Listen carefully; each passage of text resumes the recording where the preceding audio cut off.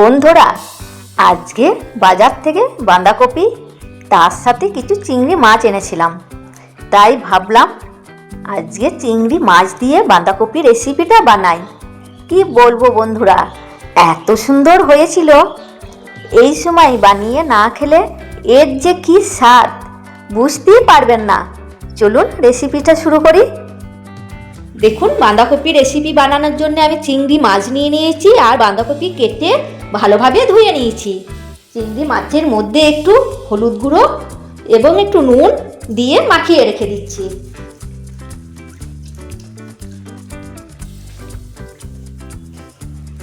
সবার প্রথমে আমি একটা মশলা তৈরি করে নিচ্ছি। দিয়ে দিচ্ছি একটা গোটা টমেটো, আদা কুচি, রসুন নিয়েছি গোটা 5-6 কোয়া নিয়েছি, 4টে নিয়েছি কাঁচা লঙ্কা আর 1 মুঠো নিয়ে নিয়েছি ধনে পাতা। এবার একটু জল দিয়ে মশলাটা করে নিচ্ছি, তারপরে আপনাদের কাছে ফিরে আসছি। দেখুন, মশলাটাও কিন্তু তৈরি করা হয়ে গেছে। এবার চলুন রান্নার দিকে চলে যাই। সবার প্রথমে আমি কড়াই চাপিয়ে দিয়েছি। এবার কড়াইয়ের মধ্যে দিয়ে দিচ্ছি বাঁধাকপিগুলি।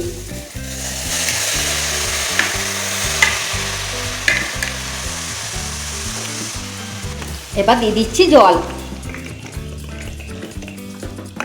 দিয়ে দিচ্ছি কড়াইশুঁটি আর দিয়ে দিচ্ছি অল্প পরিমাণ নুন আর দিচ্ছি হলুদ গুঁড়ো। এবার আমি বাঁধাকপিটা সেদ্ধ করে নেব। বাঁধাকপিটা সেদ্ধ হয়ে গেছে, এবার আমি নামিয়ে নিচ্ছি। দেখুন, একটা হাজারদুয়ারি বাটি নিয়েছি। হাজারদুয়ারি বাটির মধ্যে আমি বাঁধাকপিটা ঢেলে নিলাম। এবার বাঁধাকপির জলটা ভালোভাবে ঝরিয়ে নেব।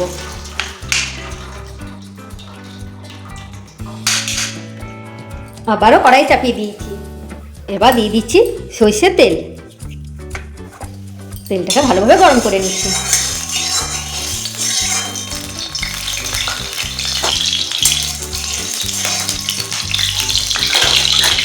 তেল গরম হয়ে গেছে, এবার সেদ্ধ করে রাখা বাঁধাকপিটা দিয়ে দিচ্ছি। বাঁধাকপিটা একটু কষিয়ে নেব। এইভাবে রান্না করলে বাঁধাকপির মধ্যে যে একটা আঁশটানি গন্ধ থাকে, গন্ধটা কিন্তু আর থাকবে না, আর খেতেও কিন্তু দুর্দান্ত হয়।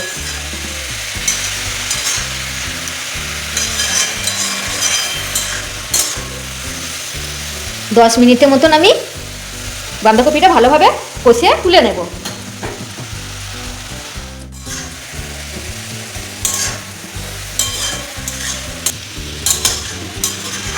দেখুন, বাঁধাকপিটা 10 মিনিটের মতন ভেজে নিয়েছি।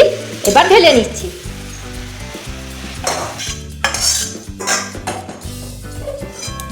আবারও দিয়ে দিচ্ছি সরষের তেল। আবারও সরষের তেলটাকে ভালোভাবে গরম করে নিচ্ছি। তেল গরম হয়ে গেছে, এবার চিংড়ি মাছগুলি ভেজে নিচ্ছি।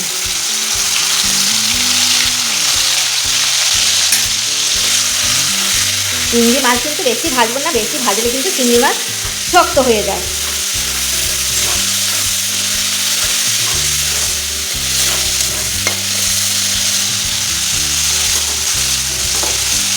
চিংড়ি মাছ তো ভাজা হয়ে গেছে, তুলে নিচ্ছি।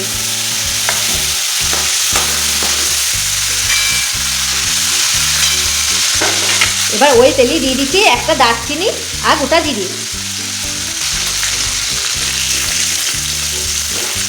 দুটো উপকরণই একটু নাড়াচাড়া করে নিচ্ছি।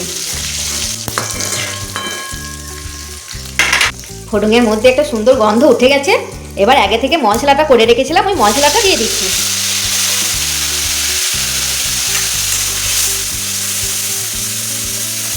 এবার মশলাটা ভালোভাবে কষাইতে হবে।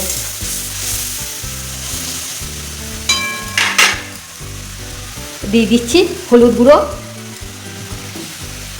জিরে গুঁড়ো আর দিচ্ছি কালারের জন্য একটু কাশ্মীরি লঙ্কা গুঁড়ো। এবার সব কিছু মশলা ভালোভাবে কষিয়ে নিচ্ছি।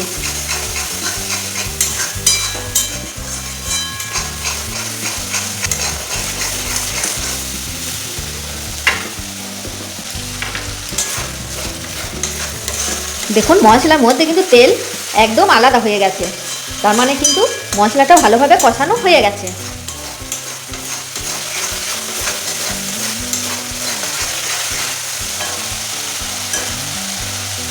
এবার দিয়ে দিচ্ছি ভেজে রাখা চিংড়ি মাছগুলি, আর দিয়ে দিচ্ছি ভেজে রাখা বাঁধাকপি। সেদ্ধ করার সময় নুন দিয়েছিলাম, তাই খুব অল্প পরিমাণে আরেকটু নুন দিয়ে দিচ্ছি, আর যদি আমার লাগে একবার টেস্ট করে তারপরে দেব। আর দিয়ে দিচ্ছি 1 চামচা মতন চিনি। এবার অল্প আঁচে মশলার সাথে বাঁধাকপিটা ভালোভাবে কষাইতে হবে বন্ধুরা।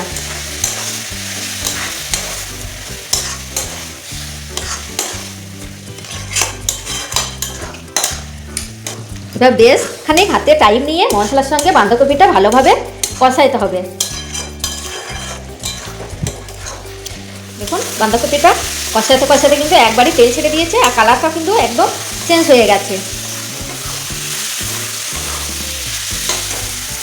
এবার দিয়ে দিচ্ছি খুব অল্প পরিমাণ জল।